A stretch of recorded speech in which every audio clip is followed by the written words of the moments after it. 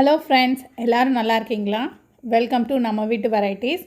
எல்லாருக்கும் ஓணம் திருநாள் வாழ்த்துக்கள். கேரளாவில் அடை பாயாசம் தான் இன்றைக்கி ரொம்ப ஸ்பெஷல். எங்கள் வீட்டில் ஈவினிங் இன்றைக்கி அடை பாயாசம் எப்படி செய்கிறதுன்றது தான் வீடியோவாக பார்க்க போகிறோம். ஓணம் ஒரு செக்யூலியர் ஃபெஸ்டிவல் அப்படின்னு சொல்லுவாங்க, மத சார்பற்ற பண்டிகை. ஏன்னா மகாபலி ராஜா தம் நாட்டு மக்களை ஆண்டம்போது அவங்க செல்வ செழிப்போடு இருந்தாங்களாம். பொய், திருட்டு, இந்த மாதிரி கீழே இருக்கவங்க மேலே இருக்கவங்க அந்த மாதிரி பாகுபாடெல்லாம் இல்லாமல் அந்த நாட்டு மக்கள் ரொம்ப சந்தோஷமாக இருந்தாங்களாம்.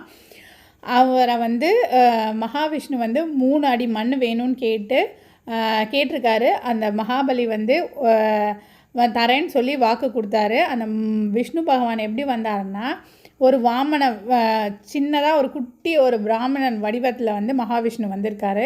இவர் தரேன்னு சொன்னோடனே அவர் மகாவிஷ்ணுவாக மாறியிருக்காரு. அப்போ கொடுத்த வாக்கை காப்பாற்றணுன்றதுக்காக அடி மண் பூமியிலையும், 2வது அடி மண் வானத்துலேயும், 3வது அடி மண் எங்கேன்னு கேட்கும்போது இந்த மகாபலி தலையை காமிச்சு அந்த எடுத்துக்கோங்க அப்படின்னு சொல்லியிருக்காரு.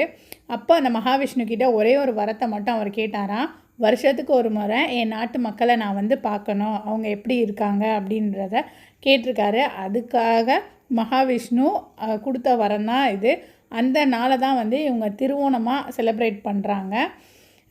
10 நாள் அத்தப்பூ கோலம் போட்டு, அத்தப்பூனா கலர்ஃபுல்லாக கோலம் போடுறதுக்கு பேர் தான் அத்தப்பூன்றாங்க. அத்தம்னா கலர்ஃபுல்லாக இருக்கிறதுக்கு. அந்த அத்தம்ன்ற நட்சத்திரத்தில் ஸ்டார்ட் ஆகி திருவோணமில் முடியிருக்கிறாங்க. அந்த 10 நாள் அவங்க கோலம் போட்டு நல்லா சூப்பராக வீட்டெல்லாம் அலங்கரித்து செலிப்ரேட் பண்ணுறது தான் இந்த ஓணம் ஃபெஸ்டிவல். ஓணம் அன்னைக்கு அறுவடை திருநாளாகவும் விவசாயிகள் செலிப்ரேட் பண்ணுறாங்க. அதனால தான் இங்கே சாதியா சாப்பாடு லஞ்ச் கொடுக்குறாங்க. எல்லா காய்கறிகளையும் வச்சு அறுசுவை சாப்பாடு கொடுக்குறாங்க. எனக்கு தெரிஞ்ச விஷயத்த உங்களோட ஷேர் பண்ணியிருக்கேன். பாயாசம் எப்படி இருந்துச்சுன்னு கமெண்ட் பண்ணுங்கள். வீடியோ பிடிச்சா லைக் பண்ணுங்கள். Happy Onam to all. இப்போ நம்ம இந்த பாயாசத்தை டேஸ்ட் பார்க்க போகிறோம்.